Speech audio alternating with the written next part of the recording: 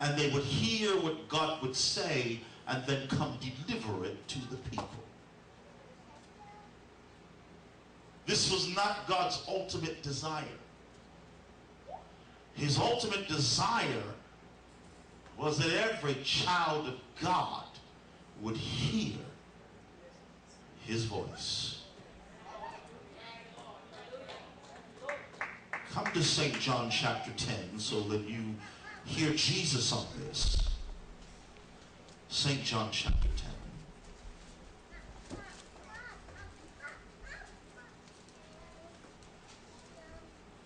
And beginning in verse 3. St. John chapter 10 and verse 3.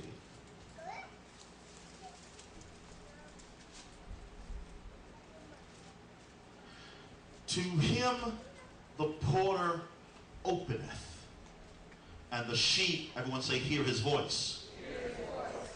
And he calleth his own sheep by name, and he leadeth them. How does he lead them? By calling them.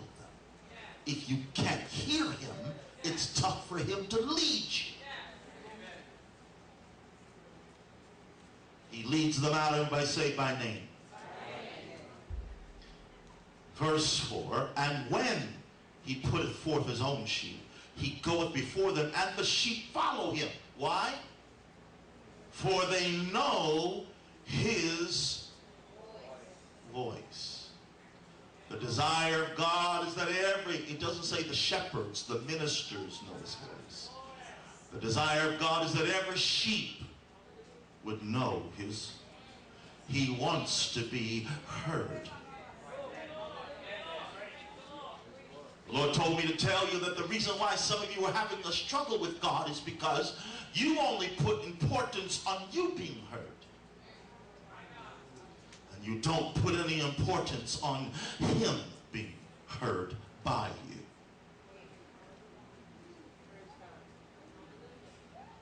Hear him in verse 5. And a stranger will they not follow, but they will flee from him. Why? For they know not the voice. God said, here's the other problem. Not only do many of you not want to hear him, in fact, some of you say that to God. Some of you don't want to pray because you don't want to hear what God's going to tell you.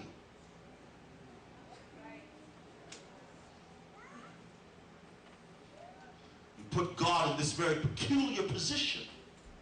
You pray and start asking God, what am I called to do? God sends someone to you or makes it known, this is your calling. You then shut God down. I don't want to hear no more. Because what you're calling me to do is not what I want to do, so I don't want to hear you.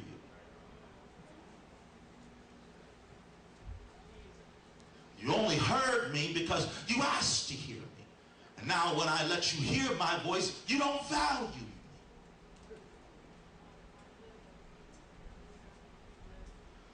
The problem, he says, is that you know the voice of the stranger. You're more willing to hear the stranger's voice.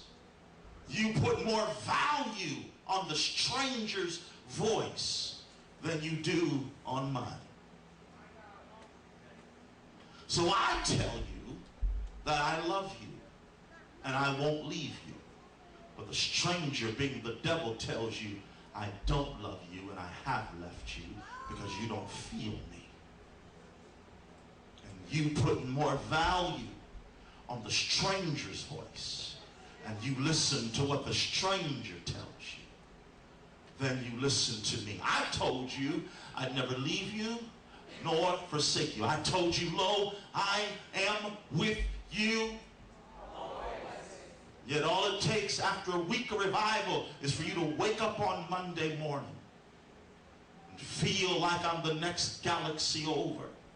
And now you listen to the voice of the stranger that tells you I'm gone.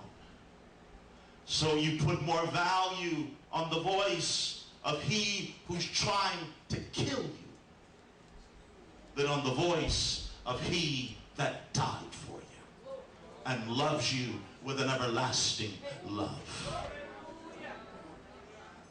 Somebody lift your hand and say, Lord, let me value your voice.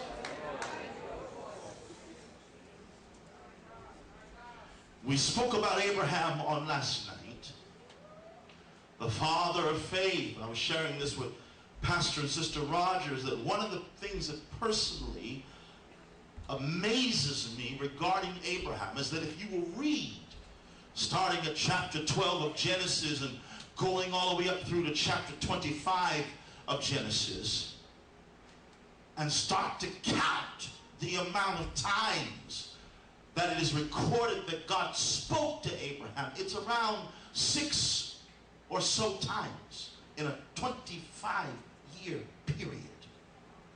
Which means once every 4 years, he heard God's voice.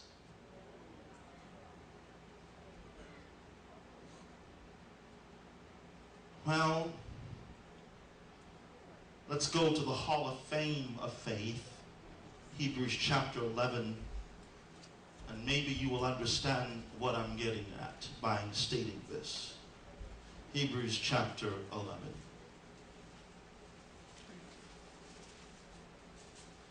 Starting at verse 40. Well, we'll read verse 39 and verse 40. Hebrews 11, verse 39, verse 40. And these all having obtained a good report, everyone say through faith, received not the promise. Isn't that amazing?